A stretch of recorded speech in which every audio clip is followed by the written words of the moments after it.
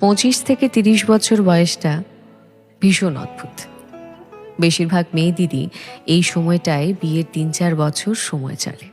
কারোর কারোর হয়তো আবার 1-2 ছোট ছোট ছানাও হয়।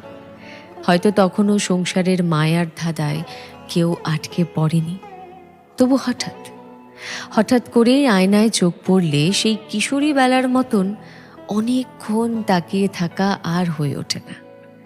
এ বয়সটা ভীষণ একলা, ভীষণ হিসেবে। 18-র তরুণীর মতন চাইলেই দুচোখ ভরে কাজল পরে ঝুম বৃষ্টি ভেজা হয়ে ওঠে না। লোকের ন্যাকামো বলে। আবার 40-এর মতো সংসারের যাবতীয় সিদ্ধান্তে ঘরের মধ্যমণি হয়ে ওঠা যায় না। এতেও লোকে জেঠিমা বলে। 25 থেকে 30 বছর বয়সটা ভীষণ অভিমানী। হঠাৎ করেই মনে হয় যে আগের মতন উথাল পাথাল প্রেমটা আর নেই।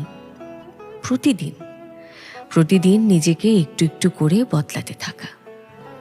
25 থেকে 30 ছুঁয়ে যাওয়া এই বয়সটা বড়ই বিষণ্ণ।